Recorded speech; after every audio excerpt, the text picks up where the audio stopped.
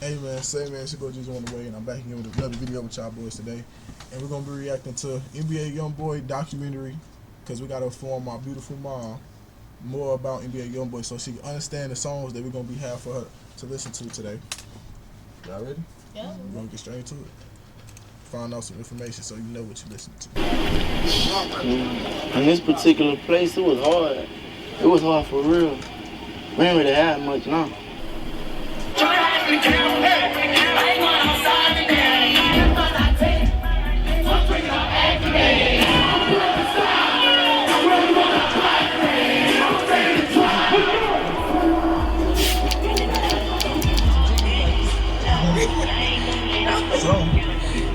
it's a movie, it's a documentary.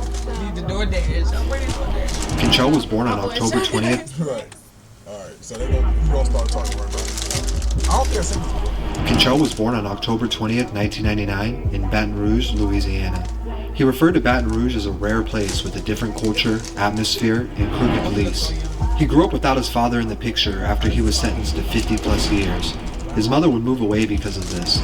She sent him to live with his grandparents on 38th and Chippewa Street at a young age. You know what's crazy though? He might not mention in this song or this video, but YoungBoy dad had other kids. He had left. He mentioned one of his songs. So he said, "How could you?" We can react to that song. It was in Gravity. He said, "How could you leave us?" Because his dad left, had kids with another woman. So he got so YoungBoy got a younger brother on his dad's side that actually rap. Like he cool with him. He's still cool with his sisters and his brothers on that side. Light skin. Nah, B-Way Young, he dark. They both look alike. But yeah, so he got other siblings on his dad's side. He just got his little brother and his big sister on his mom's side though. Age with his half-siblings, one of them being his older brother Pierre. Biologic, that's my real brother. When he was 4 years old, he fell off of a bed at his grandparents', breaking his neck. This forced him to wear a halo brace until his spine healed, which would leave permanent scars on his head. YoungBoy would stay in Baton Rouge with his grandma, who he says spoiled him whenever she could afford it. When talking of his grandma, he says she's the only woman he's ever really felt love from.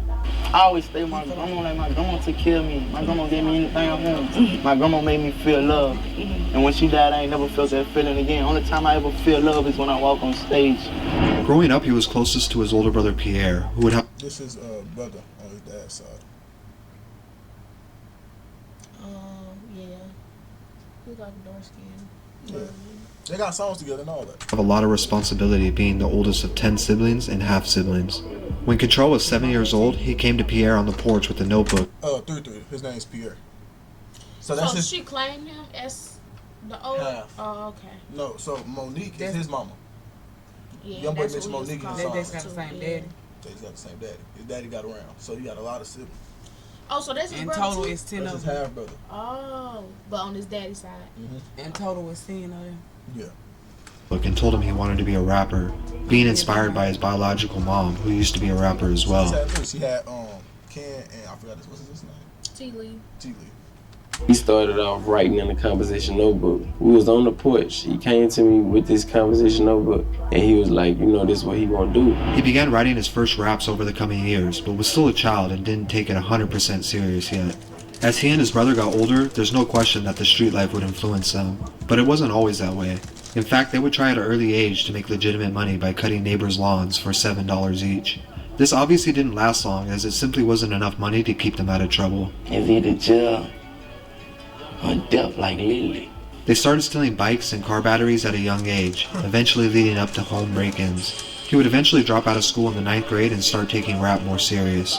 This was around the time his grandmother would pass away from heart failure, leaving Control nowhere to go. Control would move in with his half-brother Pierre and Pierre's mother Monique, who would be like a second mom to him, even referring to her as mom. At 12 years old, Pierre and Control would be having a conversation about life when Pierre told him not to worry, we're never going to be broke again. This conversation would lead to the beginning of the NBA slogan, starting with just the two of them and then expanding to his cousins and younger brothers as well. Monique, who saw the hard work they had been putting in, would fund their first official studio session and also help them buy a microphone from Walmart. Looking up to other Baton Rouge rappers like Lil Fat. Who's that? This is a whole nother video. It's a story. This is G Money. Who's G Money? G Money had a kid with YoungBoy's sister. Oh. G Money was like a big bro to him, and he rapped too. He was more known in Louisiana before YoungBoy. Money. Oh, you can tell. Look at him. You look older, both of them. This is Fredo Bang. I know you heard of Fredo Bang. They all was cool at one point. BBG or TBG and BBG. YoungBoy was BBG. They was BBG. But it was the same thing. They was clicked up. TBG and BBG was clicked up. But they had fell out.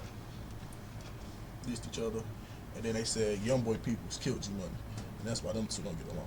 Because he was locked up when he died. But in one of his songs, he had told me, he was like, he loves Sharonda, so that's why he ain't do nothing to YoungBoy. Because they was all cool. So that's just a whole nother story. That's what I'm saying. Like, to really know about his songs and what happened. And also help them buy a microphone from Walmart. Looking up to other Baton Rouge rappers like Lil Fat, Fredo Bang, and G Money, who was one of his first mentors, he started to craft his style.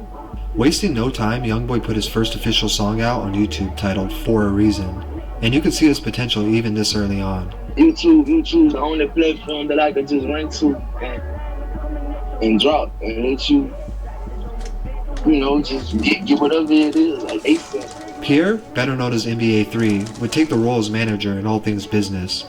He started printing over 1,000 CDs of YoungBoy's music and passing them around Baton Rouge. This gave them their very first but also small fan base. Soon as YoungBoy was really starting to consistently make music, he would have his first run-in with the law, putting him in juvie for 6 months for a break-in. I ain't gonna say it was the best thing that happened, but shit, it helped me know my purpose. It helped me know what I want to do. While in jail, he had time to write raps and work on his lyricism, so he could be ready to drop music on his release. While 3 is promoting the music and doing the groundwork, YoungBoy would be released from juvie and drop his first ever mixtape, titled Before the Fame, which was very fitting. Before Fame was really everything. That was like, it was the breaking point of the whole NBA career, like never broke in itself. When it came to work ethic, he looked up to rappers like Jeezy and liked how he was known for dropping back-to-back mixtapes. He knew he wanted to do something similar by... Oh, the Wi-Fi getting bad. He was doing this shit last night. Got too many people in the house, perhaps. Yeah, because every iPad, every phone. Too many people in there.